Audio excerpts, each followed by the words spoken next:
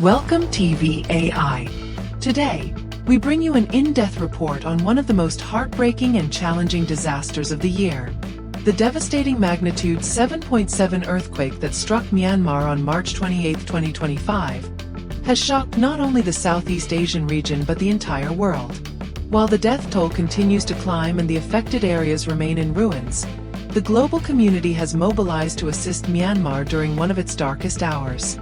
However, this story is not just about destruction and loss.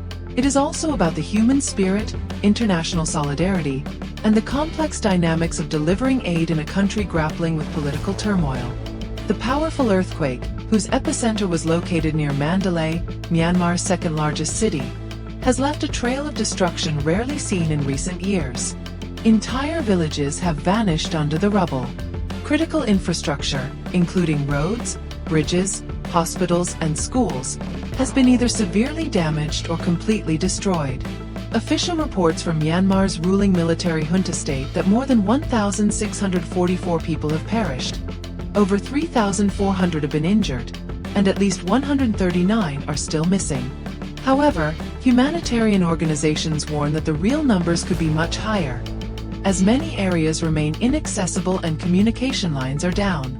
Perhaps most remarkably, this disaster has prompted an international response that is both swift and unprecedented, especially considering Myanmar's complicated political situation. Since the military coup of 2021, the country has been relatively isolated, with limited international engagement due to human rights concerns and internal conflicts. Yet, faced with the enormity of this tragedy, even long-standing geopolitical tensions have temporarily given way to humanitarian urgency. Immediately after the earthquake, neighboring countries such as Thailand, China, and India were among the first to offer assistance. Thailand, having also suffered collateral damage, including the collapse of a high-rise building in Bangkok resulting in at least 10 deaths and more than 100 missing, dispatched specialized urban search and rescue teams to Mandalay within hours. China, Myanmar's largest trading partner and political ally, deployed a full-scale emergency response unit comprising engineers, doctors, and disaster relief specialists.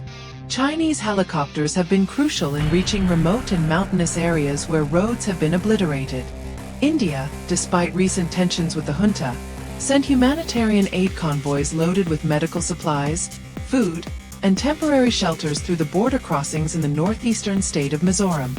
India's National Disaster Response Force has also joined efforts inside Myanmar, working side by side with local volunteers to clear debris and search for survivors.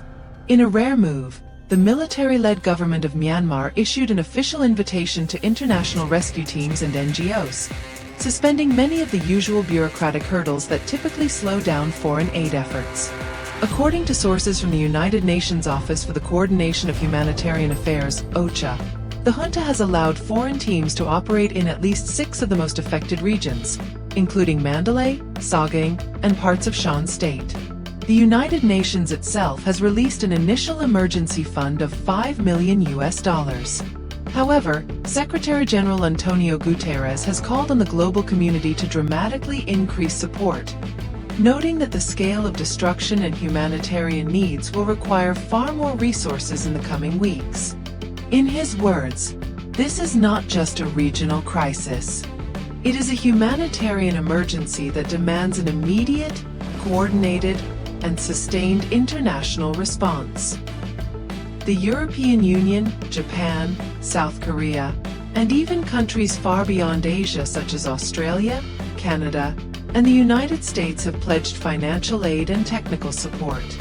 Notably, the United States, which has had strained relations with Myanmar since the military takeover, has nonetheless mobilized its Pacific Disaster Response Center and dispatched a joint USAID and FEMA task force to assist in search and rescue operations.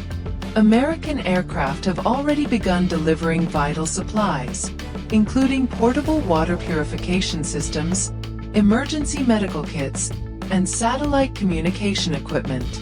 At the grassroots level, international NGOs and civil society organizations are playing a critical role.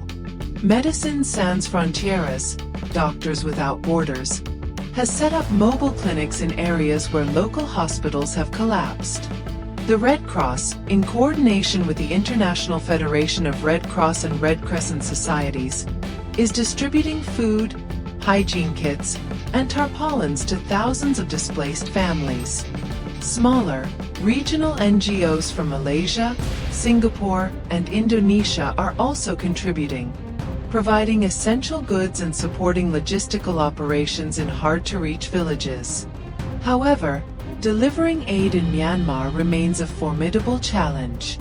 The country's rugged terrain, compounded by the destruction of roads and bridges, is making it difficult for rescue teams to reach some of the worst-hit areas.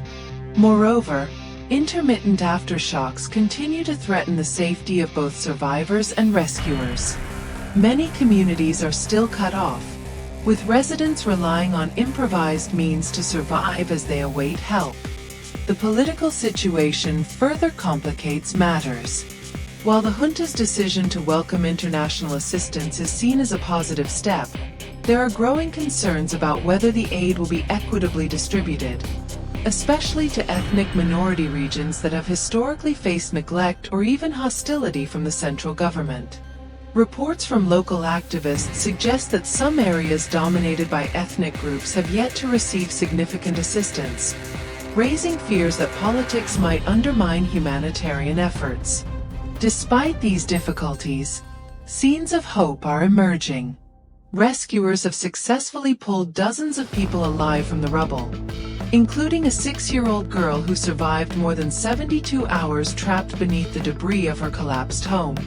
In another instance, an international team managed to stabilize a severely injured man using portable field equipment and airlifted him to a Chinese military hospital set up along the border. The solidarity displayed by ordinary people is equally inspiring. Myanmar's citizens, despite their own suffering, have volunteered in droves to help search for survivors, distribute aid, and provide temporary shelters for the displaced. International teams have praised the courage and resilience of these volunteers, many of whom have lost family members themselves. And yet, critical questions remain. How much longer can international aid continue to flow smoothly given the complexities of Myanmar's political landscape? Will the junta maintain its openness to foreign assistance, or will political calculations eventually close the door on much-needed help? And perhaps most importantly, will this tragedy mark a turning point in how the world engages with Myanmar, or will it simply be another chapter of crisis, quickly forgotten once the cameras leave? As the world watches, the future of thousands of Myanmar's earthquake survivors hangs in the balance. Only time will tell whether the solidarity shown today will be enough to overcome the monumental challenges ahead. Thank you for watching TVAI.